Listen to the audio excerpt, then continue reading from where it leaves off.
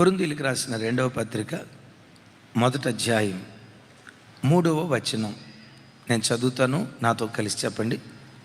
కనికరము చూపు తండ్రి, సమస్త ఆదరణ అనుగ్రహించు దేవుడు, మన ప్రభు అయిన యేసుక్రీస్తు తండ్రినైన దేవుడు స్తుతింపబడునుగాక. ఇక అందరూ నా వైపు చూడండి.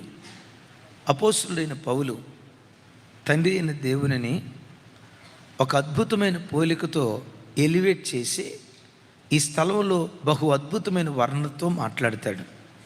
ఏమంటాడయ్యా ఆ తండ్రిని అంటే, కనికరము చూపు తండ్రి అంటాడు.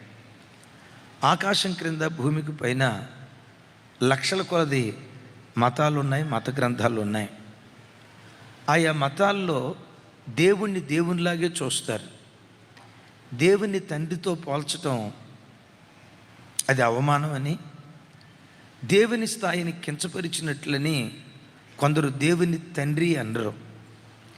ఒక మహమ్మదీయ సహోదరి తన సాక్ష్యం చెప్పింది. వారు నమ్మిన విశ్వాసంలో వారు నమ్మిన దేవుణ్ణి తండ్రి అని పిలవటం అది ఒక అవమానం, దేవుని స్థాయిని కించపరిచినట్లట. కానీ అద్భుతం ఏంటో తెలుసా?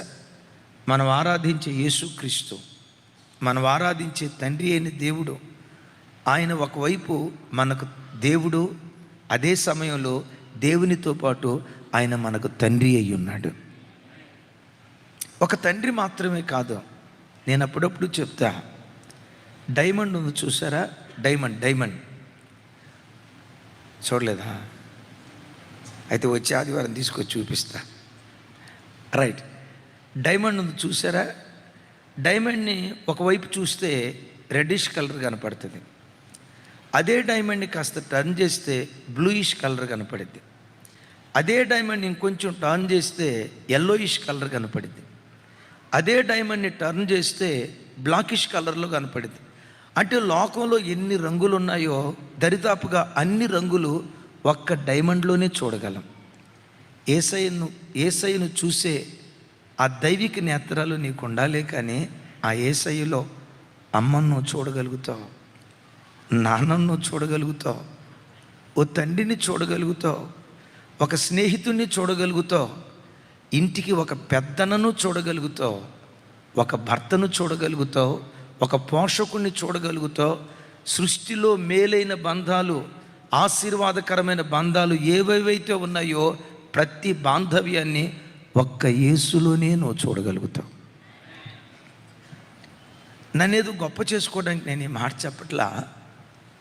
నేను ప్రార్థనలో కూర్చున్నప్పుడు నేను ఏడుస్తూ ఉన్నాను అనుకో, కలిగిన కష్టాన్ని బట్టో, సంఘంలో ఉన్న పరిస్థితులను బట్టో, సంఘం ఇంకా బలపడేటట్లుగా ప్రార్థన చేయాలనో, పరిశుద్ధాత్మ దేవుడు ఆ ఏడ్పుతో కూడుకున్న హృదయంతో నింపి దేవుని సన్నిధిలో ఏడుస్తున్నప్పుడు నా ఎదురుగా నా ప్రభు నాకు ఎలా కనపడతాడో చెప్పంటారా? నేను ఏడుస్తూ ఉంటే ఆయన ఏడుస్తున్నట్లు కనపడతాడు. నేను రొమ్ము కొట్టుకుంటూ ప్రలాపిస్తూ ఉంటే నన్ను చూసి ఆయన ప్రలాపిస్తున్నట్లు కనపడతాడు. ఆ ప్రార్థనలో ఆనందంగా చేతులెత్తి నవ్వుతా సంతోషంగా ప్రభువుని ఆరాధిస్తూ ఉంటే నా ప్రభు నా వైపు చూసి నవ్వుతున్నట్లు కనిపిస్తాడు. నువ్వు ఆయన రుచి చూడటం నేర్చుకో తల్లి, ఆయన అనుభవించుతూ నేర్చుకో. లోకంలో ఉన్న పవిత్రమైన బంధాలన్నీ ఒక్క యేసులోనే నువ్వు చూడగలవు. సరే, ఈ బంధాలన్నిటిలో పౌలు వారు ఇక్కడ తండ్రి అయిన దేవుని ఎలా చూపిస్తాడో తెలుసా? కనికరము అనండి, కనికరము చూపు తండ్రి. సహజంగా కనికరము అనే తెలుగు పదం, కనికరము, నా వైపు చూసి రకమని చెప్పండి. సహజంగా తెలుగులో కనికరం అంటే ఏంటి? దయ, ఇంకా జాలి, ఇంకా దయ, జాలి, కరుణ. ఆ మధ్య ఒక ఆయన అడిగారంట, బాబు కనికరం అంటే ఏంటి అని. మనోడు సీరియస్గా అన్నాడంట, కనికరం అంటే కనికరమే అన్నాడంట. అంటే ఇక ఆ పదాన్ని వర్ణించడానికి మాటలు చాలక కనికరమే అన్నాడట. వాస్తవంగా కనికరము అనే తెలుగు పదానికి సరైన అర్థం ఏంటంటే కని ప్లస్ కరము. కని అంటే చూసి, కరము అంటే అంటే ఎవరైనా ఇబ్బందుల్లో ఉంటే, కష్టాల్లో ఉన్న వ్యక్తులను చెయ్యి చాపి ఆదుకోవటానికి కనికరము అంటారు. ఇది తెలుగు పదం. కానీ హిబ్రూలో కనికరము చూపు తండ్రి అనే చోట, హిబ్రూలో కనికరం అనే పదానికి హిబ్రూలో వాడబడిన పదం ఏంటో తెలుసా? రఖూమ్. రఖూమ్ అనండి. రహీం కాదు, స్పష్టంగా చెప్పాలా. రఖూమ్ అనండి, పెద్దగా పెద్దగా. రఖూమ్. ఇంకోసారి. రఖూమ్ అనే పదం రకీం అనే పదంలో నుంచి వచ్చిందట. రకీం అనే పదానికి కొన్ని అర్థం ఏంటంటే తల్లి గర్భము అని అర్థం. తల్లి గర్భము అని అర్థం. రఖూమ్ అనే పదానికి ఉన్న అర్థం ఏంటంటే, ఈ దేవుడు గర్భస్థ శిశువును ఒక తల్లి ఎలా చూసుకుంటుందో, ఆయనను నమ్మిన ప్రజలను ఈ దేవుడు అలా చూసుకుంటాడట.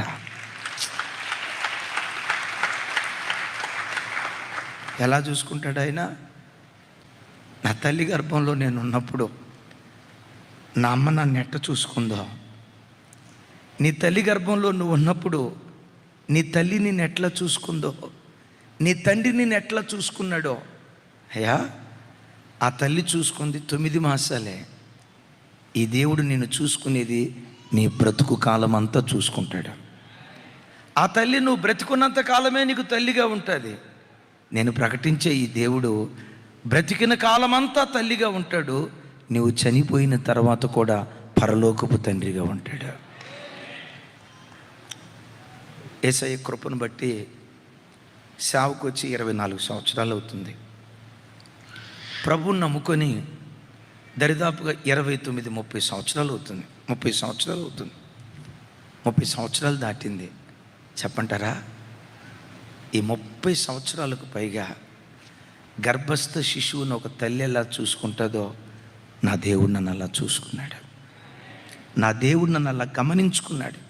నన్నే కాదు, అమ్మా ఒకసారి నా వైపు చూడు. నువ్వు మనసులో నన్ను చూసుకునేవాళ్ళు ఎవరు లేరయ్యా. నా భర్త కూడా నన్ను పట్టించుకోడయ్యా. తిన్నావా అని అడగడయ్యా. తల్లిదండ్రులు ఉన్నారనే పేరుకే కానీ కనీసం నా ఆలనా పాలన చూడరయ్యా. కన్నాను పిల్లల్ని 10 మందిని, కనీసం ఒక్కడు కూడా అమ్మా తిన్నావా, నాన్న తిన్నావా, ఆరోగ్య పరిస్థితి ఎలా ఉందని ఇంతమంది బంధువులు ఉన్న బ్రతుకులో ఒంటరివాడిని అయిపోయానయ్యా. నన్ను చూసుకునే వాళ్ళు ఎవరు లేరు. నేనైతే అందరినీ చూసుకున్నాను, అందరినీ పట్టించుకున్నాను, కానీ నా యోగక్షేమాలు చూసుకునే నరుడు ఒక్కడు కూడా లేడు. మీలో ఎవరైనా దిగులుతో వచ్చారా? తమ్ముడా, మనుషుడు కాదు, నీవు ఆరాధించే నీ దేవుడే గర్భస్థ శిశువును ఒక తల్లి ఎలా చూసుకుంటుందో నిన్ను అలా చూసుకోబోతున్నాడు. నిన్ను అలా చూసుకుంటాడు ఆయన. అడిగా చెప్తాం ఆమేన్. నిన్నెవరూ చూసుకోకపోయినా చూసుకోవాలి, మంచిది. బంధాలు బాంధవ్యాలు అవసరం. ఒకవేళ లోకపు బంధాలన్నీ తెంచుకొని ప్రజలు నీకు దూరం అయిపోయారేమో, నీ అవసరతలన్నీ తీరిన తర్వాత నిన్ను అనాథం చేశారేమో. ఇప్పుడు వృద్ధాప్యానికి వచ్చా, నన్ను చూసుకునే వాళ్ళు ఎవరూ లేరు. ఇదే నీ బాధ. నిన్నెవ్వడు చూసుకోకపోయినా, ఏ దేవుని నమ్ముకొని నువ్వు బ్రతుకుతున్నావో, ఏ దేవుని నమ్మి ఆరాధనకు వచ్చావో, ఏ దేవుని నమ్మి అన్ని జనుల్లో నుంచి బయటకు వచ్చి యేసుక్రీస్తు నిజదేవుడు, ఆయన తప్ప ఇంకో దేవుడు లేడని తెగించి దేవుని దగ్గరకు వచ్చావో, ఆ దేవుడే నీతో అంటున్నాడు. గర్భస్థ శిశువును ఒక తల్లి చూసుకున్నట్లుగా నీ బ్రతుకు కాలం అంతా నీ దేవుడు నిన్ను చూసుకోబోతున్నాడు. ఆ తల్లి కాస్త ఆస్మా. అది భయంకరమైన చలికాలం, అమెరికా దేశం. ఆ ఆస్మాతో పాటు అది చలికాలం అవటాన్ని బట్టి భయంకరమైన ఎగశ్వాసతో మంచం మీద పడిపోయి ఇక చచ్చిపోతున్నాను అన్నట్లుగా ఫిక్స్ అయిపోయింది. ఆ ఎగశ్వాసతో ఊపిరాడక, గమనించండి, ఎగశ్వాసతో అల్లాడిపోతావు. ఆ తల్లి అట్లా అల్లాడిపోతా కనీసం గ్లాసుడు మంచినిచ్చే నాదుడు లేడు. పిల్లలిద్దరు వేరే దేశంలో ఉన్నారు, తను అమెరికా దేశంలో ఒంటరిగా ఉంది. సరిగ్గా అదే సమయంలో డాక్టర్ మిచెల్ అనే ఒక ఊపిరితిత్తుల డాక్టర్ని ఏమంటారు ఇంగ్లీష్లో? పల్మనాలజిస్టేనా? కరెక్టేనా? పల్మనాలజిస్ట్. అప్పుడే డ్యూటీ ముగించుకొని మధ్యరాత్రి 12 ఆ ప్రాంతంలో ఇంటికి వచ్చి ఇక పండుకుందామని మంచం మీదకి వెళ్ళాడట. మధ్యరాత్రి 12:30 ప్రాంతంలో ఎవరో వచ్చి ధనాధన తలుపు కొడుతున్నారట. ఏంటి ఇంత మధ్యరాత్రి పూట తలుపు కొడుతున్నారని ఆ మంచం మీద నుంచి లేచి తలుపు తీశాడు. విచిత్రం తెలుసా? 5 సంవత్సరాల చిన్న పాప. అంకుల్ మా నాయనమ్మ చాలా అనారోగ్యంతో ఉంది అంకుల్, చావు బ్రతుకుల మధ్యలో ఉంది అంకుల్, ఒకసారి మీరు వచ్చి మా నాయనమ్మకి ట్రీట్మెంట్ చేయండి అంకుల్, మా నాయనమ్మ ఆయాసంతో బాధపడుతుంది. ఈ 5 సంవత్సరాల పసిబిడ్డ మధ్యరాత్రి 12:30 ఆ ప్రాంతంలో నన్ను వెతుక్కుంటా, అసలు నేను డాక్టర్ అని ఈ అమ్మాయికి ఎట్ట తెలుసు, అది నేను ఊపిరితిత్తుల డాక్టర్ అని ఈ అమ్మాయికి ఎట్ట తెలుసు, బాబో ఎంత ధైర్యం చేసిందిరా అని వెంటనే ఎక్విప్మెంట్ తీసుకొని, ఎక్కడమ్మా మీ నాయనమ్మ ఇల్లు, అదిగో అంకుల్ పలానా చోట అంకుల్ అని ఓ 1/2 కిలోమీటర్ నడిపించుకుంటా ఆ ఇంట్లోకి తీసుకెళ్ళిందట. చూస్తే ఇంకొక క్షణం గడిస్తే ఆ నాయనమ్మ చనిపోయే పరిస్థితి. అంకుల్ మా నాయనమ్మ అంకుల్, ఈవిడే మా నాయనమ్మ అని ఆ పాప చెప్పి గదిలోకి వెళ్ళిపోయిందట. వెంటనే ఈ డాక్టర్ గారు ఒక అర్ధగంట సేపు ఆ పేషెంట్ దగ్గర కూర్చొని ట్రీట్మెంట్ చేసి చావవలసిన ఆ నాయనమ్మని ఈ డాక్టర్ గారు బ్రతికించాడు. ఆవిడ ప్రాణం తిరిగి వచ్చి ఇక చక్కటి ఆరోగ్యవంతురాలై ఆ డాక్టర్ వైపు, థ్యాంక్ యూ డాక్టర్ నన్ను బ్రతికించారు అంటే, ఆ డాక్టర్ అన్నాడట, థ్యాంక్స్ చెప్పాల్సింది నాకు కాదమ్మా మీ మనవరాలకి చెప్పాలా. మీ మనవరాలు ధైర్యం, మీ మనవరాలు తెగింపు, మధ్యరాత్రి 12:30 ప్రాంతంలో నా గదికి వచ్చి నా తలుపు కొట్టింది. తెగింపు అంటే మీ మనవరాలది. ఒకవేళ థ్యాంక్స్ చెప్పాల్సి వస్తే మీ మనవరాలకి థ్యాంక్స్ చెప్పాలి. ఈ తల్లి ఎందట, నా మనవరాలా? లేదు కదయ్యా, వాళ్ళు వేరే దేశంలో ఉంటారు కదా. ఏంటమ్మా వేరే దేశంలో ఉంటామంటే, అదిగో అక్కడ ఆ గోడ మీద ఫోటో కనపడుతుంది కదా, ఆ అమ్మాయి నా ఇంటికి వచ్చింది. అరే ఇప్పుడే అది పక్కన గదిలోకి వెళ్ళింది, వెళ్ళి చూసిందట, ఎవరు లేరు. కిచెన్లోకి వెళ్ళారు, బాల్కనీలోకి వెళ్ళారు, మొత్తం గమనిస్తే ఏ మనవరాలు లేదు. అప్పుడు దేవుడు అంటాడట, నీ పాదములకు రాయి తగలకుండా దేవదూతలు నిన్ను ఎత్తి పట్టుకుంటారు అని వ్రాయబడిన మాట నువ్వు ఎరగవా? నీ మరణాపాయపు స్థితి నేను చూసి, నీ ఆపద నేను చూసి, చావు బ్రతుకుల మధ్యలో కొట్టుమిట్టాడుతున్న నీ దయనీయ స్థితి చూసి నేనే నీ యొద్దకు దేవదూతను పంపించాను. తమ్ముడు నా వైపు చూడు, గర్భస్థ శిశువును తల్లి ఎలా కాపాడుకుంటుందో, తల్లి ఎలా చూసుకుంటుందో, నీ దేవుడు నిన్ను అలా చూసుకుంటాడయ్యా. నీ దేవుడు నిన్ను అలా చూసుకుంటాడు.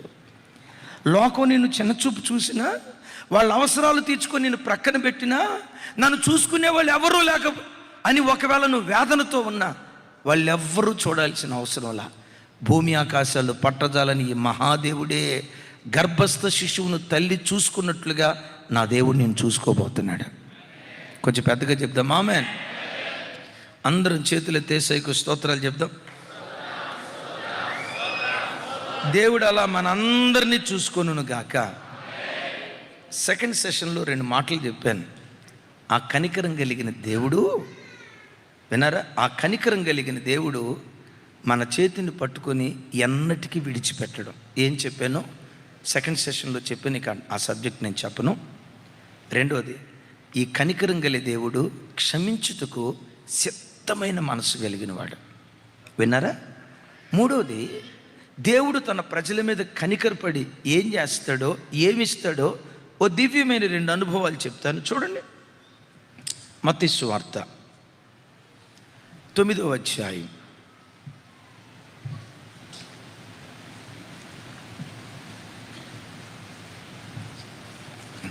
36వ వచనం నుంచి 38వ వచనం వరకు నాతో కలిసి చెప్పండి. ఆయన సమూహములను చూచి, వారు కాపరి లేని గొర్రెల వలె విసికి చెదిరి ఉన్నందున వారి మీద కనికరపడి, కోత విస్తారమే కానీ పనివారు కొద్దిగా ఉన్నారు గనుక తన కోతకు పనివారిని పంపుమని కోత యజమానుని వేడుకొనుడని తన శిష్యులతో చెప్పెను. ఈ స్థలంలో కనికరము అనే పదం చూస్తాం. కనికరం అనే ఆ తెలుగు పదం రాయబడిన చోట హిబ్రూలో రఖూమ్ అనే పదం వాడబడింది. గర్భస్థ శిశువు పట్ల తల్లి ఎలా కన్సర్న్ కలిగి ఉంటుందో దేవుడు ఇక్కడ వాళ్ళని చూసి కనికరపడ్డాడు అని రాస్తుంది. ఎందుకు కనికరపడ్డాడు? ఏమైంది వాళ్ళకి? వారు కాపరి లేని గొర్రెల వలె విసికి ఏమైపోయారట? చెదిరిపోయారు. చెదిరిపోయిన వాళ్ళను చూసి పరోక్షంగా ఈ మాటకున్న అర్థం ఏంటంటే, దేవుని కనికరం ఒక వ్యక్తి మీదకి దిగొస్తే ఒక బాధ్యత కలిగిన కాపరిని ఆ విశ్వాసులకు దేవుడు అప్పగిస్తాడు. బాధ్యత కలిగిన ఒక నాయకుడిని వాళ్ళని ఆత్మీయంగా పోషించడానికి, కాపాడటానికి ఆ కృపగల దేవుడు ఒక బాధ్యత కలిగిన కాపరిని దేవుడు వారికి వరంగా ఇస్తాడు. ఎందుకు సంఘానికి మంచి కాపరి కావాలి? ఒక మంచి నాయకత్వం క్రింద సంఘం ఎందుకు బ్రతకాలి? నేనంట అలాంటి మంచి నాయకత్వం కలిగిన కాపరి కింద బ్రతకటం అది దేవుని కనికరం వలనే సాధ్యం. ఇంకోసారి చెప్పంటారా? అది దేవుని. ఎందుకు? ఈరోజు సంఘాలలో కాపరులు సరిగ్గా లేక, సంఘాలలో పరిస్థితులు సరిగ్గా లేక, సంఘాలను బట్టి సేవకులను బట్టి ప్రజలు విసిగిపోయి ఏ సంఘానికి వెళ్ళినా ఏముంది? ఈ పాలిటిక్సేగా. ఏ సంఘానికి వెళ్తే ఏముంది? ఈ కొట్లాటేగా. ఏ సంఘానికి వెళ్తే ఏముంది? డబ్బు డబ్బు డబ్బు, 24 గంటలు ఏ మాటలు కదా. ఏ సంఘానికి వెళ్తే ఏముంది? అంత గ్రూప్ రాజకీయాలే కదనని కొందరు కాపరులను బట్టి ప్రజలు విసిగిపోయి ఇళ్లలోనే ఆరాధన జరిపించుకుంటున్నారు. ఒక కుటుంబం, స్థలాలు చెప్పలేను కానీ కృష్ణా జిల్లా ప్రాంతం నుంచి ప్రతి నెల బలారాధన దినాన గన్నవరం, కొంచెం స్థలం దగ్గరలో చెప్పాను, అసలు స్థలం కాదు, గన్నవరం ప్రాంతం నుంచి ప్రతి ఆదివారం ప్రతి బల్లారాధనకి 15 మంది, దరిదాపుగా 3 కుటుంబాలు కలిసి ప్రతి ఆదివారం ఇక్కడ బల్లారాధనకు వస్తారు. సహజంగా నేను అడిగానమ్మా, ఎక్కడి నుంచి? అన్న కృష్ణా జిల్లా గన్నవరం నుంచి. అమ్మ, ప్రతి బల్లారాధనకు వస్తున్నారేంటి? అవునన్నయ్య, మా సంఘం ఇమాన్యుయల్ చర్చేనన్నయ్య అన్నారు. మరి తతిమ రోజులమ్మా అన్నాను. యూట్యూబ్లో వాక్యం వింటామన్నయ్య, ఆరాధనలో పాలు పంపులు పొంది అదే ఆరాధనగా ఎంచుకుంటామన్నయ్య అన్నారు. నేను అన్న, తప్పమ్మా, స్థానిక సంఘం మనకు ఉండాలి. యూట్యూబ్లో ఆరాధన ఏ ఒక్కనాటికి సంఘం కాదు. యూట్యూబ్లో కూర్చొని ఆరాధన చేసుకొని మేము సంఘానికి వెళ్ళాం అని అనటం వాక్యానికి భిన్నం. సమాజముగా కూడుట. ఎవరు రాశారు ఈ మాట? పౌలు గారు రాశారు. ఇది జెర్మియా గారు రాసిన మాట కాదు, జార్జి గారు రాసిన మాట కాదు, రవికుమార్ గారు రాసిన మాట కాదు, అబ్రహం గారు రాసిన మాట కాదు. ఎవరు రాసిన మాట? ఇది పౌలు వారు రాసిన మాట. మరో రకంగా చెప్పాలంటే పరిశుద్ధాత్మ ప్రేరేపణ చేత రాయబడిన మాట. లేదమ్మా, స్థానిక సంఘానికి వెళ్ళండి. ఆ బిడ్డలు ఏం చెప్పారు తెలుసా? స్థానిక సంఘానికి వెళ్తే మాకున్న భక్తి కూడా పాడైపోయేటట్టుందయ్యా. ఏం పాడైపోద్దమ్మా? సంఘం అంతా గ్రూపులు. అయ్యా, మా సంఘ కాపరే గ్రూపులను ప్రోత్సహిస్తాడయ్యా. పాస్టర్ గారిది ఒక group, fill in the blanks. మీకెట తెలుసు? భలే చెప్పారే, వింటారా? వాళ్ళిద్దరిది చెరో గ్రూప్ అన్న, వాళ్ళ పిల్లలతో 2 గ్రూపులు, మొత్తం చర్చిలో 4 గ్రూపులు. అన్నయ్య, ఒకళ్ళ మీద ఒకళ్ళు పితృలు చెప్పుకోవటం అన్నయ్య. ఎవరో పాస్టర్ గారికి చెప్తారు, ఆ పాస్టర్ గారు స్త్రీల కోటలో మా గురించే వాక్యం చెప్పింది. ఎవరో పాస్టర్ గారికి చెప్తారు, ఇక ఆదివారం వేరే ప్రసంగం ఉండదు, అదే ప్రసంగం మా మీదే. ఒకడు నాకు వ్యతిరేకంగా తిరుగుబాటు మాట మాట్లాడాడట. అలా మాట్లాడిన కోరాహు ఏమాయను? మిర్యాము ఏమాయను? చర్చికి వెళ్తే కోరాహు మిర్యాము తప్ప ఇంకో ప్రసంగం దొరకట్లేదయ్యా. అమ్మ వినండి, నా చేతులెత్తి ఒక తండ్రిగా దండం పెట్టి చెప్తున్నా, ప్రజలు సోమవారం నుంచి శనివారం వరకు అలిసిపోయారు. ఉద్యోగంలో అలిసిపోయి, వ్యాపారంలో అలిసిపోయి, కుటుంబంలో రకరకాల సమస్యలతో చితికిపోయి, భార్యాభర్తల మధ్యలో కొన్ని పరిస్థితులు బట్టి సఖ్యత లేక, ఉద్యోగంలో పోరాటం అనుభవించి, మంచి చదువు చదివిన చదువుకు తగిన ఉద్యోగం రకరకాల పరిస్థితుల మధ్యలో ప్రజలు అలిసిపోయి మందిరానికి వస్తున్నారు. ఎందుకో తెలుసా? అలిసిపోయిన ప్రాణాలను సేదతీర్చే ఒకే ఒక్క స్థలం జీవము గల దేవుని మందిరం. మందిరం ఎప్పటికీ అలసిపోయిన ప్రాణాలను సేదతీర్చేదిగా ఉండాలి, కృంగిపోయిన వాళ్ళను ధైర్యపరిచేదిగా ఉండాలి, అలిసిపోయిన ప్రాణాలను ఓదార్చేదిగా ఉండాలి. కానీ సంఘం సేవకులు ఏ ఒక్క నాటికి కొట్రలుగా, గ్రూపిజంగా, వర్గాలుగా ఏర్పడి సంఘాలలో అసమాధానం కలగటానికి కారకులుగా ఉండకూడదు. వీళ్ళు చెదిరిపోయారట. వింటారా? కాపరిలేని గొర్రెల వలె వీళ్ళు చెదిరిపోతే అంటాడు, ఇదిగో పనివారి కొరకు మీరు వేడుకోనండి, కోత విస్తారంగా ఉంది, మీరు పనివారి కొరకు వేడుకోనండి. మీరు వేడుకుంటే పరలోకపు తండ్రి మీ కొరకు ఒక నమ్మకమైన కాపరిని ఇస్తాడు. పెద్దగా చెప్పండి. ఆ కాపరి ఎలా ఉండాలో తెలుసా? దేవుని చేత ఏర్పరచబడిన కాపరి. కనికరం పొందుకున్న విశ్వాసులు ఎలాంటి కాపరి దగ్గర పెరుగుతూ ఆ కాపరి కూడా పిల్లల్ని ఎలా చూసుకుంటాడో తెలుసా? గర్భస్థ శిశువును తల్లి ఎలా చూసుకుంటుందో ఒక కాపరి సంఘంలో ఉన్న ప్రజలను అలా చూసుకోవాలి అంటాడు పౌలు గారు. బోధకులు అనేక మంది, బోధకులు వేవేల కొలది ఉన్నారు, తండ్రులు లేరు అంటాడు. విన్నారా? ఒక బోధకుడు మాత్రమే కాదు, ఒక వర్తమానికుడు మాత్రమే కాదు, సంఘాన్ని నడిపించే సేవకులు ఒక తండ్రి లాంటి మనసు కలిగిన వారిగా ఉండాలి. దేవుడు నియమించిన కాపరి ఎలా, అది కనికరం ద్వారా దొరికేది. ఎలా ఉంటారు? 2 మాటలు మీతో పంచుకుంటాను, చూడండి. ఇర్మియా గ్రంథం 3వ అధ్యాయం 15వ వచనం.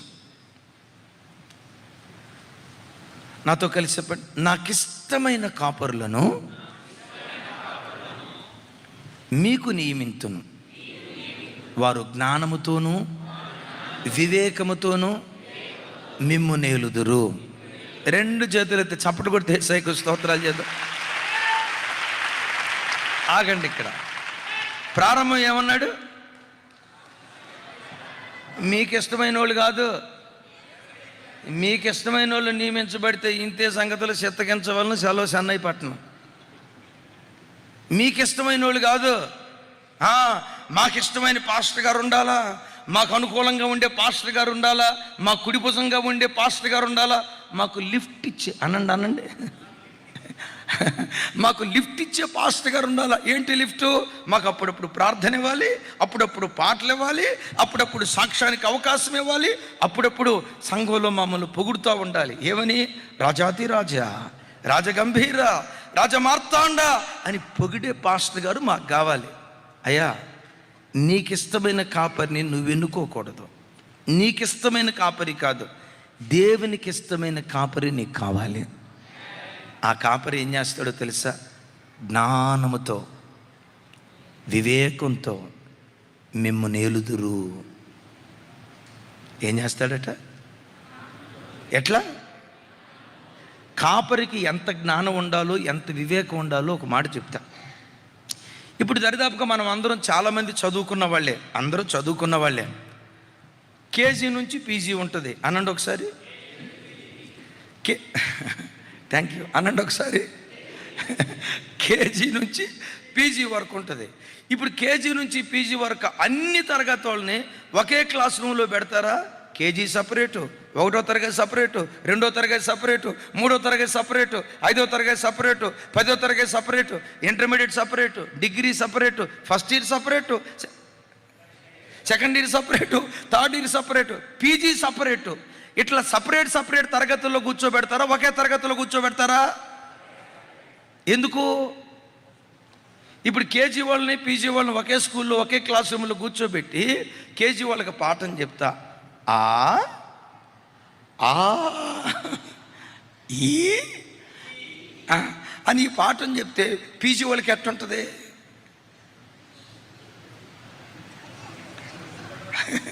ఏమండి, పీజీ స్టూడెంట్ అబ్బా అంటాడా? ఏమయ్యా మా స్టాండర్డ్ ఏంటయ్యా? మా స్టాండర్డ్ ఏంటి? అరే ఎప్పుడో 20 సంవత్సరాల క్రితం అన్నాం, ఇంకా ఏంటి? సందులు సమావాసాలు కూడా సందులు సమోసాలు కూడా దాటిపోయాం. సువర్ణ దీర్ఘ సంధి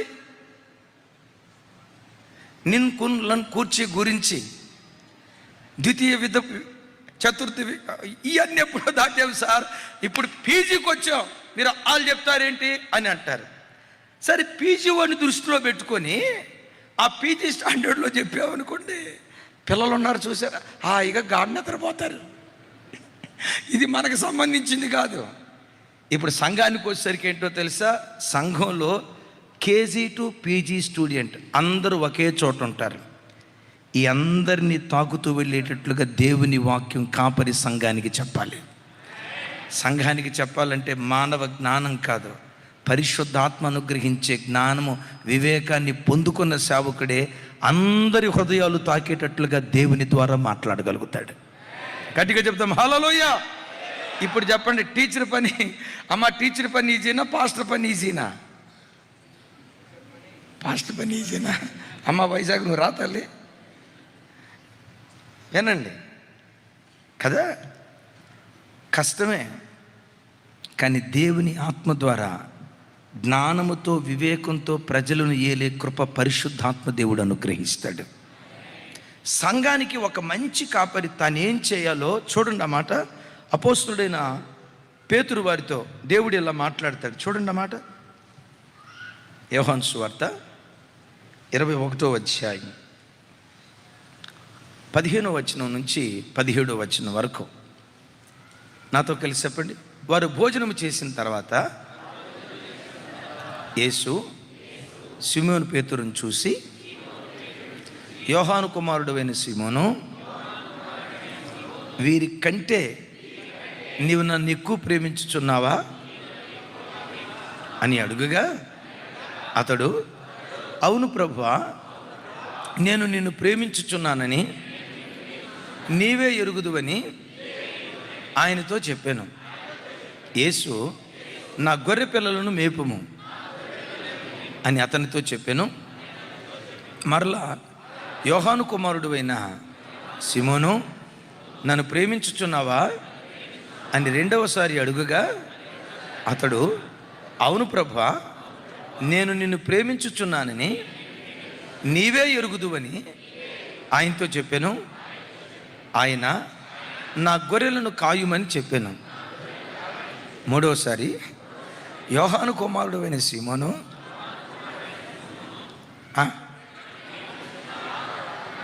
ఏనండి ఇక ఇక్కడ పేతురు గారికి బీపీ పెరిగింది. ఏమంటాడు చూడండి, నన్ను ప్రేమించుచున్నావా అని మూడవసారి తను అడిగినందుకు పేతురు వ్యసనపడి, ప్రభువా నీవు సమస్తము ఎరిగినవాడు, నిన్ను ప్రేమించుచున్నానని నీవే ఎరుగుదువని ఆయనతో చెప్పాను. ఈ మాట ఏదో ముందే అంటే పోయేదిగా. ఏస్కేల్ని ఎండిన లోయలోకి తీసుకెళ్ళాడు దేవుడు. ఏస్కేలు, ఈ ఎముకలు మరలా బ్రతకగలవా అన్నాడు.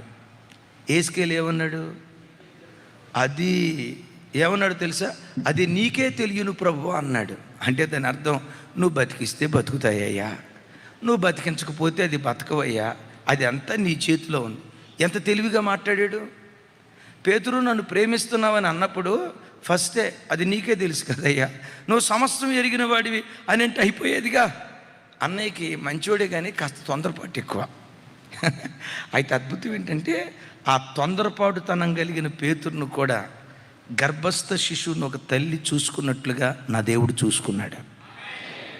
ఈ తొందరపాటుతనం కలిగిన వాడినే నా దేవుడు ఓర్చుకొని ప్రపంచాన్ని తలకిందులు చేసే ప్రధాన అపోస్తలుడిగా మార్చాడు. ఇంకోసారి చెప్తాం, చివరిసారి. సరే, ఇక్కడ పేతురుతో అంటాడు, ఏమంటాడంటే, నీవు నన్ను ప్రేమిస్తే ఈ మందను మేపు, నిజంగా నీవు నన్ను ప్రేమిస్తే ఈ మందను కాయి, యేసయ్యకి మహిమ కలుగును గాక. అంటే ఒక కాపరికి ఉండాల్సిన మంచి గుణం ఏంటంటే, సంఘాన్ని శ్రేష్టమైన వాక్యంతో మేపాలి, శ్రేష్టమైన ఉపదేశంతో మేపాలి. పసిబిడ్డలకు కావాల్సింది మొదలుకొని, యవనస్తులు కావాల్సింది మొదలుకొని, పండు ముసలి వారి కావాల్సింది మొదలుకొని అందరినీ కవర్ చేస్తూ శ్రేష్టమైన వాక్యంతో సంఘాన్ని మేపేటువంటి వాడై ఉండాలి. ఎందుకు? నా వైపు చూడండి. ఎందుకు మంచి బోధ, సరి అయిన వాక్యం, సరి అయిన ఆహారం ప్రజలకు కావాలి? ఎందుకు కావాలో ఓ దివ్యమైన మాట చెప్తాను. ఈ లేఖనమే రేపు మనలను నిత్య జీవానికి వారసులుగా చేసేది. వాక్యం లేకపోతే, వాక్యం మన దగ్గరికి రాకపోతే పరలోకాన్ని గూర్చిన ప్రత్యక్షత ఉండదు, దేవుని గూర్చిన ప్రత్యక్షత ఉండదు.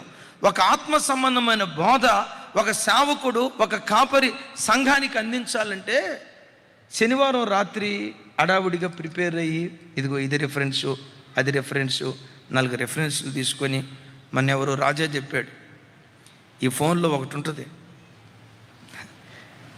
పదకోశం, కనికరము అనే పేరు నొక్కితే చాలు, ఎక్కడెక్కడ కనికరం ఉంది, కనికరం ఉంది, రాజా నువ్వేగా చెప్పింది, మొత్తం లిస్ట్ అంతా వస్తుంది.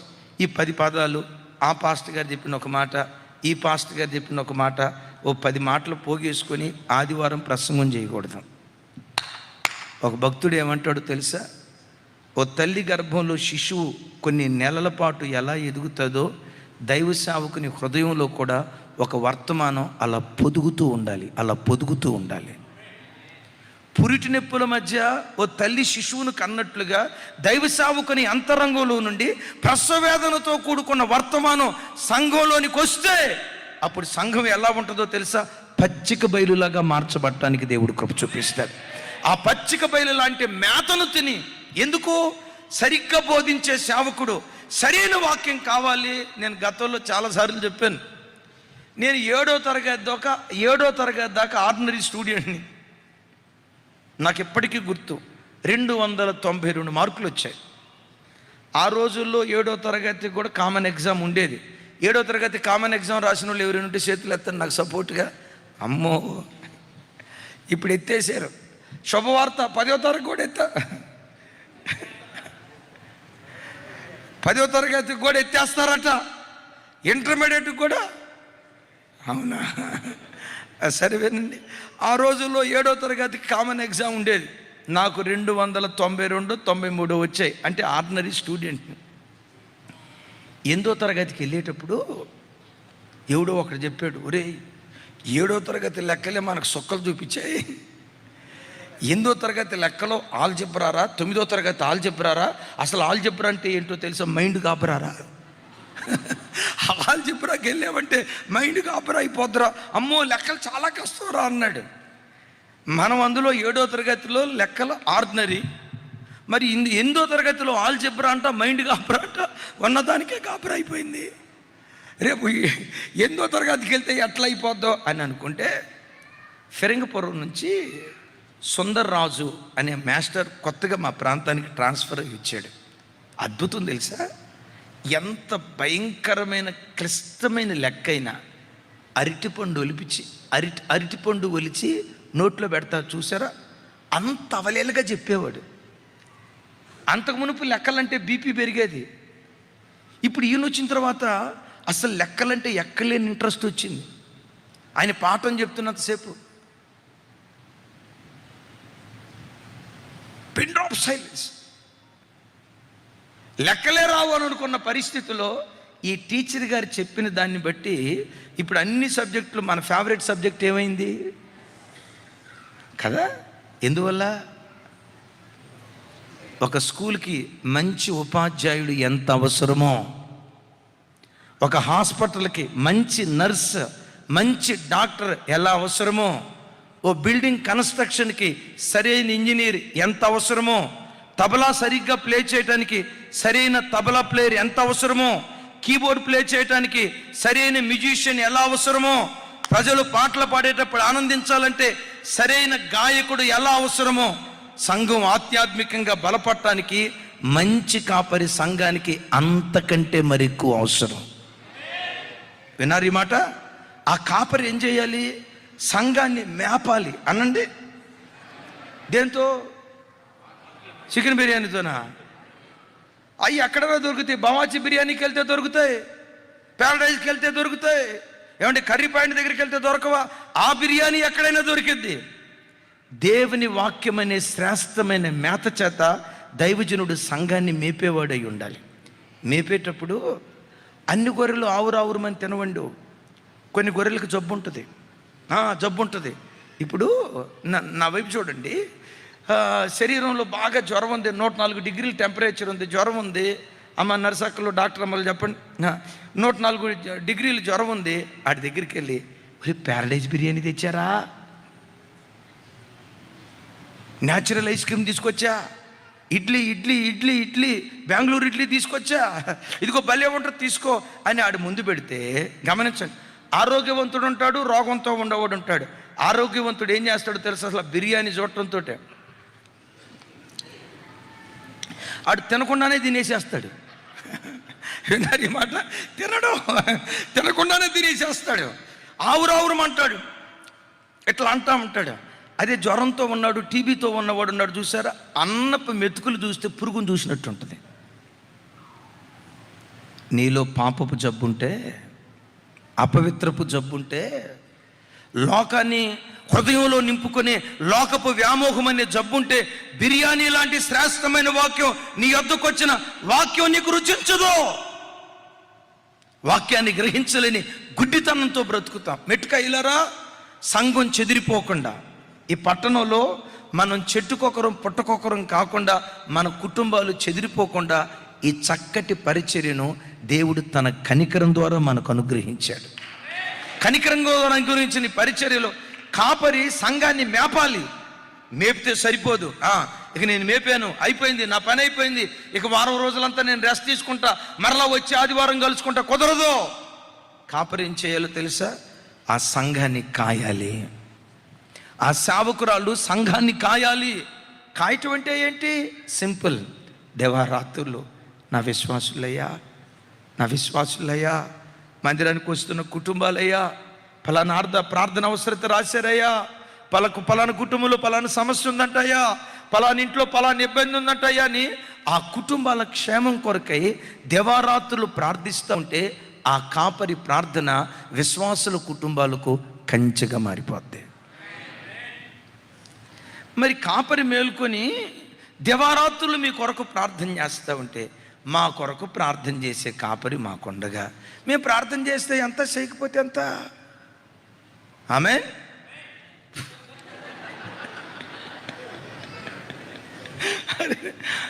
అన్యాయం చేయగల అదే కాపరేమో ఉపవాసం ఉండి కడుపు చంపుకొని మీకోసం ప్రార్థన చేస్తూ ఉంటే, మీరు కడుపు నిండా దీన్ని కంటారు నిద్రపోతే ఎట్లా? బైబిల్లో ఒక మాట రాస్తుంది, ఒకడు 1000 మందిని తరిమితే ఇద్దరు 10,000 మందిని తరుగుతారు. కాపరి ప్రార్థనకు తోడు మీ ప్రార్థన తోడైతే అద్భుతాలు సృష్టించడానికి దేవుడు కృప చూపిస్తాడు. నేను అతిశయానికి చెప్పట్లా, మీ మీద దేవుడు మా గుండెలో ఎంత బాధ్యత పెట్టాడు అనే దానికే చెప్తున్నా. సేవ ప్రారంభ దినాల్లో దరిదాపుగా 10 సంవత్సరాల పాటు శనివారం మధ్యాహ్నం భోజనం చేస్తే, శనివారం రాత్రి, ఆదివారం పగలు రాత్రి, శుక్రవారం మధ్యాహ్నం భోజనం చేస్తే శుక్రవారం రాత్రి, శనివారం పగలు రాత్రి, ఆదివారం మధ్యాహ్నం ఆరాధన అయిపోయిన దాకా 2 రోజుల పాటు ఏమీ ముట్టుకోకుండా మండే కడుపుతో ఫుల్ఫిట్ మీద నిలబడతాం. ఇప్పుడు చూసారా, శుక్రవారం భోజనం చేస్తే నిన్న శనివారం నేను ఎందుకు చెప్తున్నానంటే, మీరు ఎంత బాధ్యతగా ఉండాలనే దానికోసమే చెప్తున్నాను. మేమేదో పైనుంచి ఊడిపడిన దేవదూతలం ఇక ఇంతటితో ఆపేస్తా. ఈ వయసులో కూడా రేపు 21 రోజులు ఉపవాస ప్రార్థన వస్తుంది. నా వ్యక్తిగతంగా నేను ప్రభువుని అడిగేది, దేవా నాకు షుగర్లు రాకూడదు, నాకు బీపీ రాకూడదు. ఎందుకు రాకూడదు? నేను ఆరోగ్యంగా బ్రతకాలని కాదు. ఆ షుగర్లు బీపీలు వస్తే ఉపవాసం ఉండలేం కదయ్యా. ఉపవాసం ఉండాలనుకొని 10 దాకా ఉపవాసం ఉండి కడుపు చంపుకొని ఆ షుగర్తో ఆకలి ఎక్కువైపోయి, మామూలు రోజుల్లో 3 ఇడ్లీ తినేవాళ్ళు ఉపవాసం ఉన్న రోజు ఆకలి తట్టుకోలేక ఆ తర్వాత 2 ప్లేట్ ఇడ్లీ తినేవాళ్ళు ఉంటారు. ఆకలి తట్టుకోలేక, అయ్యా చచ్చే వరకు, నీ సన్నిధికి చేరే వరకు 21 దినాల ఉపవాస ప్రార్థనలో కంప్లీట్గా ఉపవాసం ఉండే కృప దయచే. అలా ఉపవాసం ఉండాలంటే షుగర్ ఉండకూడదయ్యా, బీపీ ఉండకూడదయ్యా అని ఆ ఒక్క కారణాన్ని బట్టి ప్రభువుని అడుగుతాను. ఎందుకో తెలుసా? సంఘ కాపరి ప్రార్థన, సేవకురాళ్ళ ప్రార్థన, సేవకుల ప్రార్థన విశ్వాసుల కుటుంబాలకు కంచెగా దేవుడు మారుస్తాడు. మేపాలి, పెద్దగా చెప్పండి. మేపాలి, కాయాలి. మరి మేపుతూ అదే చెప్పే కదా, మేపాలి, కాయాలి. మరి కాసేటప్పుడు మీలో ఎవరు కూసే గాడిదలు కాకూడదు. ఇది ఇక్కడ విచిత్రం వినండి. సంఘంలో ఏ బిడ్డ కూసే గాడిదలు కాకూడదు. మేస్తూ డజన్ల కొద్దీ ఆత్మలను కనేటువంటి వాళ్ళగా మనం దేవుని దగ్గర బ్రతుకుతాము గాక. చప్పట్లు కొడితే సైకో స్తోత్రాలు చేద్దాం. బిడ్డలారా, ఇంకోసారి చెప్తున్నాను, గర్భస్థ శిశువును తల్లి ఎంత అపురూపంగా చూసుకుంటుందో నీ దేవుడు నువ్వు ఆత్మలో బలపడటానికి నీకు ఒక మంచి కాపరినిచ్చి, తల్లి గర్భంలో శిశువును దాచినట్లుగా సంఘమనే గర్భంలో దేవుడు మనలను దాచి, కాపరుల కింద దేవుడు మనల నుంచి చక్కటి మేతతో, చక్కటి కాపుదలతో మన ఆత్మలు, కుటుంబాలు చెదిరిపోకుండా ఆయన కాపాడుతూ పోషించే దేవుడై ఉన్నాడు. మరొకసారి చెప్దాం ఆమేన్. ఆయన కనికరం కలిగిన దేవుడు గనుక నంబర్ 1 నేను చేయి విడవడం. ఆయన కనికరం కలిగిన దేవుడు గనుక నంబర్ 2 క్షమించుటకు సిద్ధమైన మనసు కలిగిన వాడు. ఇప్పుడు విన్నారు కదా, ఆయన కనికరము కలిగిన దేవుడు గనుక సంరక్షణను అనుగ్రహించేవాడు. సంఘమనే కోటలో మనల నుంచి మనకు సంరక్షణ అనుగ్రహిస్తాడు. అంతేనా? 4వది అద్భుతమైన మాట చెప్తాను. యేసుక్రీస్తు వారు ఇలాగే ప్రార్థనా కూటం ఏర్పాటు చేశారు. విచిత్రం ఏంటంటే, ఆ రోజుల్లో వాల్ పోస్టర్ లేకుండా, అడ్వర్టైజ్మెంట్ లేకుండా ప్రభు ఎక్కడ ప్రార్థనా కూటం పెట్టినా వేల కొలదిలో ప్రజలు వచ్చేవాళ్ళు.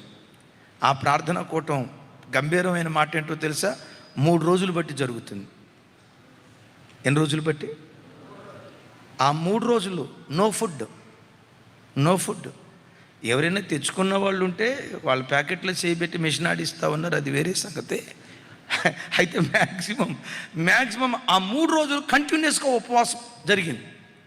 3 రోజులు ప్రార్థన అయిపోయిన తర్వాత శిష్యులు అంతా అన్నారు, అయ్యా సాయంకాలం అయిపోయింది, వీళ్ళని తొందరగా పంపించేస్తే ఇంటికి వెళ్ళి ఒక ముద్ద వండుకొని ఓ ముద్ద తినేసి పండుకుంటారు, తొందరగా పంపిస్తే పోయిద్ది అని. అంటే అక్కడ బైబిల్లో రాయబడిన మాట ఏంటో తెలుసా? వీరు 3 రోజులు బట్టి ఏమీ తినకుండా ఉన్నారు.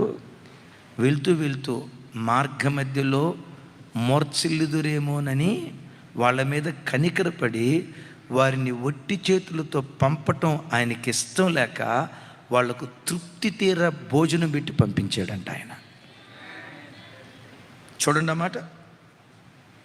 15వ అధ్యాయం మత్తయి సువార్త 15వ అధ్యాయం 32వ వచనం. తమ్ముడు,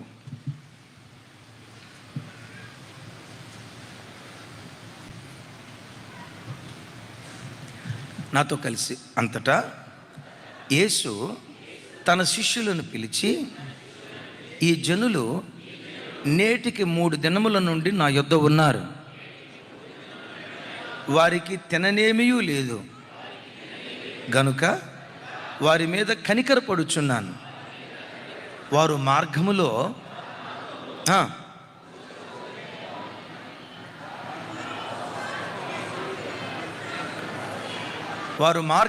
మూర్ఛ అని వారిని ఆకలితో పంపించటం ఆయనకు మనస్సు లేక. విన్నారా మాట? నా వైపు చూడండి. 3 రోజులు బట్టి ప్రార్థనలో ఉన్నారు. వాళ్ళల్లో ఎవరైనా వెళ్ళేటప్పుడు, అయ్యా మమ్మల్ని ఖాళీ కడుపుతో పంపిస్తే ఎట్లా? మేము మార్గంలో మూర్ఛిల్లిపోతామేమో కదా, మేము ఆకలితో అల్లాడిపోతున్నాం, మాకేదన్నా ముద్ద అన్నం పెట్టండి అయ్యా అని వాళ్ళు ఏమైనా అడిగారా? నేనంట తల్లి గర్భంలో శిశువు ఉన్నప్పుడు గర్భస్థ శిశువు ఎప్పుడైనా నోరు తెరిచి గర్భంలో అమ్మా నాకు ఆకలి అవుతుంది పాలి అని అంటాడా? విచిత్రం తెలుసా? గర్భస్థ శిశువు తల్లిని నోరు తెరిచి అడగక మునిపే గర్భంలో ఉన్న శిశువుకి ఏం కావాలో తల్లి శరీరమే సమస్తము సమకూరుస్తున్నట్లుగా నువ్వు అడగక మునిపే, నీ అవసరత ఏంటో నువ్వు ఎరగక మునిపే నీ దేవుడు ఎరిగి తన మహిమైశ్వర్యంలో ప్రతి అవసరత నీ బ్రతుకులో తప్పకుండా తీరుస్తాడు ఆయన. నమ్ము ఈ మాట, విశ్వసించు ఈ మాట. గర్భస్థ శిశువును తల్లి ఎలా చూసుకుంటుందో ఈ దేవుడు మనల్ని అలా చూసుకుంటాడు. బిడ్డ పుట్టిన తర్వాత తల్లి పాలు తాపించి బిడ్డను పెంచుతుంది. కానీ గర్భస్థ శిశువు ఉన్నాడే, తల్లి తన రక్తాన్ని తాపించి బిడ్డను పోషిస్తుంది. విన్నారా? తల్లి శరీరంలో ఉన్న రక్తాన్ని గర్భస్థ శిశువు పీల్చుకొని వాడు పెరిగి పెద్దోడవుతాడు. దేవుడు పాలతో కాదు తన రక్తంతో నిన్ను పోషిస్తాడు ఆయన. ఇంకోసారి చెప్దాం ఆమేన్. ఇంకోసారి చెప్దాం ఆమేన్. వాళ్ళు వచ్చి అయ్యా మాకు ఆకలి అవుతుంది, మాకు అవసరం ఇది, మేము పలానా కొరతలో ఉన్నాం అని నోరు తెరిచి అడగల. బిడ్డలారా, ఈరోజు ఈ ఆరాధనకు వచ్చిన నీ బ్రతుకులో నువ్వు ఏ అవసరంతో వచ్చావో నీ దేవునికి తెలుసు. ఏ ఆకలితో వచ్చావో నీ దేవునికి తెలుసు. కనికరం కలిగిన దేవుడు ఏ ఆకలితో వచ్చావో నీ వైపు తేరి చూస్తూ నా దేవుడు ఈరోజు నీతో అంటున్నాడు, నిన్ను ఒట్టి చేతులతో పంపించడం నాకు మనసు లేదు. నీ ఇంట్లో ఉద్యోగం కొరతగా ఉందా? నమ్మో, ఇదే మాసంలో నువ్వు కోరుకున్న, నువ్వు పోగొట్టుకున్న దానికంటే శ్రేష్టమైన ఉద్యోగాన్ని నీ ఒడిలో నా దేవుడు వేస్తాడు. నీ ఒడిలో దేవుడు వేస్తాడు. అయ్యా మా ఇంట్లో అన్నీ బాగున్నాయి, నాకున్న భర్తకు సమాధానం లేదయ్యా, అగ్గేస్తే గుగ్గిలమన్నట్లుగా, అయ్యో మా బంధాలు సరిగ్గా లేవయ్యా, మా కుటుంబంలో సమాధానం కరువైపోయిందయ్యా, ఈ కొరతతో వచ్చాను. ఇలాంటి స్థితిలో ఎవరైనా ఈ ఆరాధనకు వచ్చారా? దేవుని ప్రతినిధిగా చెప్తున్నాను, ఒకప్పుడు ద్వేషించిన భర్తే నిన్ను ప్రేమించే ప్రేమికుడిగా నా దేవుడు మారుస్తాడు. ద్వేషించిన భార్యే నిన్ను ప్రేమించే ప్రేమికురాలుగా నా దేవుడు నిశ్చయంగా నిలవబెట్టునుగాక. ఏ కొరతతో నువ్వు ఉన్నావో నా దేవుడు అంటాడు, నిన్ను ఉపవాసంతో పంపించడం నా దేవునికి మనసు లేదు. వినారు ఈ మాట? ఉపవాసంతో పంపించడం నా దేవునికి మనసు లేదు. గర్భస్థ శిశువు అమ్మా నాకు ఆకలి అవుతుంది, అమ్మా నాకు దాహం అవుతుందని వాడు నోరు తెరిచి ఏమీ అడక్క మునిపే ఆ బాడీ ట్యూనింగ్ ఎలా ఉంటుందో తెలుసా? ఆ బిడ్డకు కావలసిన ఫీడింగ్ అంతా తల్లి శరీరమే అడగకుండా ఆటోమేటిక్గా వాడికి సరఫరా చేసే సిస్టాన్ని దేవుడు ఏర్పరిచాడు. నా వైపు చూడండి. 24 సంవత్సరాల సేవా జీవితంలో తల్లి నేను సేవ నిమిత్తం అడిగింది కొంతే, నా దేవుడు నాకు ఇచ్చింది ఎంతో. అన్న మీకేమోనన్నా మాకు లేదన్నా అని అంటారా? ఒకసారి చూడు, నువ్వు ప్రార్థన చేసింది కొంతే, నువ్వు అడిగింది కొంతే. ప్రభా నాకు ఈ సహాయం చేసి పెట్టు, ప్రభా ఈ ఉపకారం నాకు చేసి పెట్టు అని నువ్వు దేవుని అడిగింది కొంతే. కానీ నీ దేవుడు ఎవరో తెలుసా? అడుగు వాటికంటే, ఊహించు వాటికంటే అత్యధికంగా కార్యాలు చేసే దేవుడు. నువ్వు అడిగిన దానికంటే అత్యధికంగా నా దేవుడు జరిగించాడు. జరిగించలేదా? ఆయన ద్వారా ఈ మేలు పొందుకోలేదా? ఆయన ద్వారా ఈ ఉపకారం పొందుకోలేదా? తల్లి, నా యేసుని ఎరిగి చెప్తున్నా, నమ్ము. ఈ రోజు నుండి గర్భస్థ శిశువును తల్లి ఎలా చూసుకుంటుందో నీ దేవుడు నేను అలా చూసుకోబోతున్నాడు. ఆయన పేరు రఖూమ్. రఖూమ్ అంటే కనికరము చూపు. కనికరము చూపు. ఇంకోసారి కనికరము చూపు. ఇప్పుడు మనం చదువుకున్న సిచ్యువేషన్ ఉందే, బైబిల్ చూడకుండా నా వైపు చెప్పండి. ఇది 5 రొట్టెలు 2 చేపల కథ. బైబిల్లో ఇంకోటి ఏమైనా ఉందా పెద్దగా? 7 రొట్టెలు, కొంచెం గట్టిగానండి, 7 రొట్టెలు అంటే బైబిల్ చదివింది ముందు ఇప్పుడే చూసి ఉంటావు తల్లి. రేచల్, థ్యాంక్ యూ మా, థ్యాంక్ యూ రా. రైట్, నా వైపు చూడండి. బైబిల్లో సహజంగా మనకి ఎక్కువ తెలిసింది ఏంటంటే 5 రొట్టెలు, ఇక అంతే. 5 రొట్టెలు 2 చేపలు, 5 రొట్టెలు 2 చేపలు, 5 రొట్టెలు 2 చేపలను దేవుడు ఆశీర్వదిస్తే అందరూ తృప్తిగా తినగా ఎన్ని గంపలు మిగిలినాయట కదా? కానీ ఈ సిచ్యువేషన్ ఉందే, 5 రొట్టెలు కాదు, 7 రొట్టెలు కొన్ని చేపలు. విచిత్రం తెలుసా? విచిత్రం తెలుసా? విచిత్రం తెలుసా? 4,000 మంది తృప్తిగా తిన్నారంట. తృప్తిగా తినగా 7 గంపలు మిగిలినాయంట. 7 రొట్టెలు, కొన్ని చేపలు. 7 రొట్టెలను ఆశీర్వదిస్తే ఎన్ని గంపలు మిగిలినాయి? నా మాట అర్థం కాలేదా? 7 రొట్టెలను ఆశీర్వదిస్తే తినగా, తృప్తిగా తినగా ఎన్ని గంపలు మిగిలినాయి? మరి 5 రొట్టెలను ఆశీర్వదిస్తే ఎంత మిగలాలి?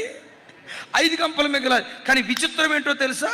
వాళ్ళ దగ్గర ఉంది 5 రొట్టెలు 2 చేపలు, వాటిని ఆశీర్వదిస్తే 12 గంపలు మిగిలాయట. దాని అర్థం ఏంటో తెలుసా?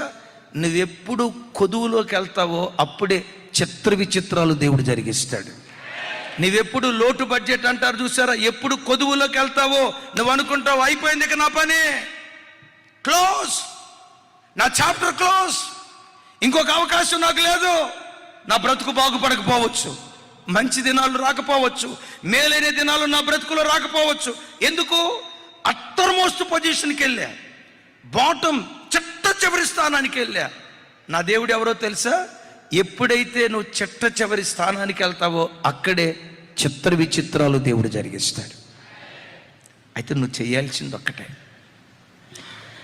గర్భస్థ శిశువు కావలసిన ప్రతిదీ ఆ తల్లి శరీరం సరఫరా చేయటానికి కారణం ఏంటో తెలుసా? గర్భస్థ శిశువు నిరంతరము ఆ తల్లి గర్భంలో దాగుంటుంది. ప్రతి క్షణం యేసులోనూ దాగుండు. కూర్చున్నా లేచినా యేసు యేసు యేసు అంటూ ఆ ప్రపంచంలో విహరించడం ప్రారంభించు. యేసు తప్ప నా బ్రతుకులో ఇంకో ప్రపంచం లేదు. నా యేసుకు దూరమై ఒక సినిమా వైపు కానీ, నా యేసుకు దూరమై ఒక సోషల్ మీడియా వైపు కానీ, నా యేసుకు దూరమై ఒక ఫేస్బుక్ బానిసత్వానికి కానీ, నా యేసుకు దూరమై ఒక గంజాయికి కానీ, నా యేసుకు దూరమై ఒక మాదక ద్రవ్యాలకు కానీ, నా యేసుకు దూరమై ఒక త్రాగుడుకు కానీ, నా యేసుకు దూరమై లోక స్నేహాల వైపు కానీ రెప్పపాటు కాలం కూడా నేను వెళ్ళను. గర్భస్థ శిశువు ప్రతి క్షణం తల్లి గర్భములో దాగి ఉన్నట్లుగా నా యేసులో నేను దాగుంటా, నా యేసులో నేను దాగుంటా. యేసులో దాగుండు. బైబిల్లో రాసుంటుంది, క్రీస్తు యేసు మహిమైశ్వర్యంలో నీ ప్రతి అవసరత నా దేవుడు తీర్చడం ప్రారంభిస్తాడు. గట్టిగా చెప్తా మామన్. యేసుక్రీస్తుకి మనకు ఉన్న బంధాన్ని గూర్చి ఇది చెప్పి నేను ప్రార్థన చేస్తాను. యేసుక్రీస్తుకు మనకు ఉన్న బంధాన్ని గూర్చి యేసయ్య ఇలా అంటారు, నేను ద్రాక్షావల్లిని, మీరు నాలో తీగలు. ద్రాక్షావల్లిలో తీగ నిలిచుంటే ఫలిస్తుంది, బహుగా ఫలిస్తుంది. అంటే మనకు అర్థమయ్యే భాషలో చెప్పాలంటే మనం ఆరాధించే దేవుడు చెట్టు వంటివాడు, మనం ఆయనలో కొమ్మలు లాంటి వాళ్ళం అనండి. ఇప్పుడు చెట్టులో కొమ్మ ఉంది, ఆ కొమ్మ బ్రతకటానికి కావలసిన ప్రతిదీ ఏది సరఫరా చేస్తుంది?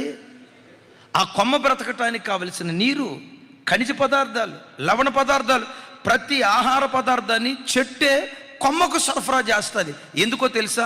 ఆ కొమ్మ చెట్టులో నిలిచింది కాబట్టి. ఆ కొమ్మ చెట్టులో ఉంది కాబట్టి ఇప్పుడు కొమ్మను చూస్తే పచ్చటి ఆకులు, పూత, పిందె, దాని లోపల మంచి మంచి ఫలాలు, కాయలు, ఎంత పచ్చగా కొమ్మ ఉంటుందో. నేనంట, కొమ్మ కొమ్మ ఎందుకు ఇంత పచ్చగా ఉన్నావే? నీ నిండా కాయలున్నాయే, నీ నిండా పోతుందే, పచ్చటి ఆకుల చేత అలంకరించబడ్డావే, నీ పచ్చదనానికి కారణం ఆనంద్. నీ పచ్చదనానికి కారణం ఏంటి? నువ్వింత పచ్చగా ఉండటానికి కారణం ఏంటి? కొమ్మంటది నా గొప్పతనం ఏమీ లేదు, చెట్టులో నిలిచి ఉన్నానన్న ఆ ఒక్క కారణాన్ని బట్టే పచ్చదనం కలిగి నేను బ్రతుకుతున్నా. ఎప్పుడైనా కొమ్మ చిట్ట పద్దాకలు నేను అత్తుకొని ఉండాలంటే నాకు అనీజీగా ఉంది. నాకు కూడా కాస్త ఫ్రీనెస్ ఉండాలి కదా, నాకు కూడా కాస్త స్వేచ్ఛ ఉండాలి కదా అని కొమ్మ చెట్టులో నుంచి వేరైపోయింది అనుకో, ఏమైపోద్ది? ఏంటి, కొమ్మ సెట్ అయిపోద్దా? ఏ ఊర్లోనమ్మా? అదే ఆ కొమ్మ సెట్ అయిపోదామని చెప్పే దేవుని విడిచిపెట్టి నయోమి తల్లి బెత్లెహేంకి వెళ్ళింది. నయోమి తల్లి బెత్లెహేంకి వెళ్ళింది. నయోమి తల్లి బెత్లెహేముని విడిచిపెట్టి మోయాబు ప్రాంతానికి వెళ్ళింది. ఏం చెట్టులో బ్రతుకుంటేనే మా బ్రతుక? మేము స్వేచ్ఛగా బ్రతకలేమా? ఈ కొమ్మ కూడా ఒక చెట్టు కావాలని చెప్పి చెట్టులో నుంచి వేరైపోయి ఆ కొమ్మ బయటికి వెళ్ళింది. ఏమైపోయింది? ఆ కొమ్మ ఎండిపోయింది, ఆ కొమ్మ మొద్దుబారిపోయింది, చివరికి మూడైపోయింది. ఆ మోడుబారిన కొమ్మ మరలా తిరిగి చెట్టుని ఎప్పుడైతే ఆశ్రయించిందో మారాను మాధుర్యంగా దేవుడు మార్చాడు. విన్నారు ఈ మాట? మారాను మాధుర్యంగా మార్చాడు. తల్లి, చెల్లి, బైబిల్లో పదే పదే యోసేపును గురించి ఏమని రాసి ఉంటుందో తెలుసా? యోసేపునకు యెహోవా తోడయుండెను గనుక అనండి. అమ్మ తోడు లేదు. అమ్మ తోడు ఎప్పుడో చచ్చిపోయింది. అమ్మ చనిపోయింది కదా. నాన్న తోడు లేదు. నాన్న ప్రేమికుడే కానీ కొన్ని పరిస్థితులు బట్టి దూరం అయిపోయాడు. అన్నదమ్ముళ్ళు తోడు కోల్పోయాడు, సహోదరి తోడు కోల్పోయాడు, నా అనే వాళ్ళందరి తోడు కోల్పోయి అందరూ ఉండి అనాథగా మిగిలిపోయాడు. విచిత్రం చూడండి, ఎవరు లేక అనాథ అయిపోయారు అనుకోండి, పెద్ద పట్టించుకోరు. నాకు ఎవరు లేరు కాబట్టి ఇందులో ఏడ్చేది ఏముంది, బాధపడేది ఏముంది, ఎవరు లేరు కాబట్టి నేను అనాథని. ఏముంది ఇందులో? అందరూ ఉండి అనాథ అవ్వటం, బాబోయ్, అది భయంకరత్వం. నా మాట అవునంటారా కాదంటారా? అయ్యో కదా. అందరూ ఉండి ఒంటరి జీవితాన్ని అనుభవించటం అది కట్టికి చేదు, విషంతో సమానం. అందరూ ఉండి అనాథ అయిపోయాడు. దేశం కాని దేశానికి వెళ్ళాడు. కానీ అద్భుతం తెలుసా? యోసేపు దేశం కాని దేశానికి వెళ్ళిన యోసేపు ఫలించే కొమ్మగా ఉన్నాడు. అంతేనా? అతని రెమ్మలు గోడలు ఎక్కి వ్యాపించాయట. చూడండి అన్నమాట. ఆదికాండం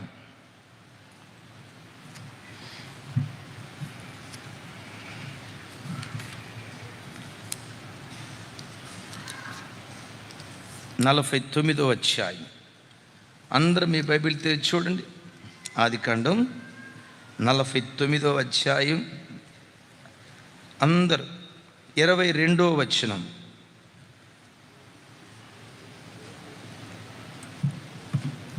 నాతో కలిసి చెప్పండి. యోసేపు ఫలించడి కొమ్మ, ఓట యొద్ద ఫలించడి కొమ్మ, దాని రెమ్మలు గోడలు ఎక్కి వ్యాపించును.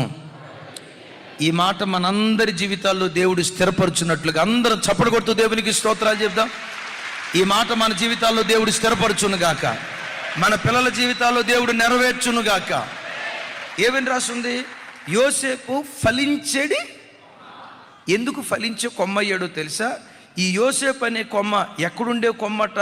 ఓటల యొద్ద. చెప్పండి, ఓటల యొద్ద.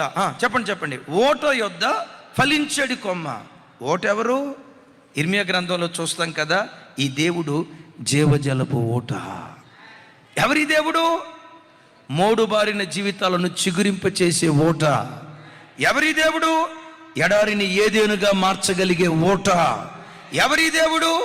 నిరాశ నిస్పృహతులతో కుంగిపోయిన బ్రతుకులను, పతనమైపోయిన బ్రతుకులను పతాక స్థాయికి లేవనెత్తగలిగే ఓట. ఎక్కడున్నాడట? ఓటల యొద్ద. చెప్పాలి. అంటే నిరంతరం గర్భస్థ శిశువు తల్లి గర్భంలో దాగి ఉన్నట్లుగా యోసేపు దేవునిలో దాగి ఉన్నాడు. మరి దేవునిలో దాగి ఉంటే ఆ యోసేపుని దేవుడు ఎట్లా చూసుకున్నాడో తెలుసా? గర్భంలో ఉన్న శిశువును ఒక తల్లి ఎట్లా చూసుకుంటుందో ఆ యోసేపుని దేవుడు అలా చూసుకున్నాడు. నిన్ను దేవుడు అలా చూసుకుంటాడు. చివరికి ఏమైంది? అతని కొమ్మలు, అతని రెమ్మలు గోడలు ఎక్కి. అనండి, గోడలు ఎక్కి. అంటే గోడ దేనికి గుర్తు? సరిహద్దు. ఒకవేళ నువ్వు అనుకున్నావేమో, నాకు ఈ స్థితి జరిగితే చాలే ఈ స్థితి అని నీ చుట్టూతో బౌండరీ గీసుకున్నావేమో. నీ వ్యాపారాన్ని గురించి, నీ ఉద్యోగాన్ని గురించి, నీ జీతాన్ని గురించి, దేవునికి ఇచ్చే ఆశీర్వాదాన్ని గురించి ఇది చాలు అని ఒకవేళ గీత గీసుకున్నావేమో. రాగల కాలములో సరిహద్దులు దాటి వ్యాపించే కృపదేవుడు నీకు ఇస్తాడు. సరిహద్దులు దాటి విస్తరించే కృపదేవుడు నీకు ఇస్తాడు. దేవుడు ఇలాంటి బృహత్తరమైన కార్యాలు చేయాలంటే సింపుల్, మీరు నేను చేయాల్సింది. గర్భంలో ఉన్న శిశువు తల్లి గర్భంలో అప్పుడప్పుడు ఉంటాడా? నిరంతరం ఉంటాడా? వాడి తల్లి కడుపులో నుంచి బయటకు వచ్చే వరకు నిరంతరం ఆ తల్లి గర్భంలో దాగి ఉన్నట్లుగా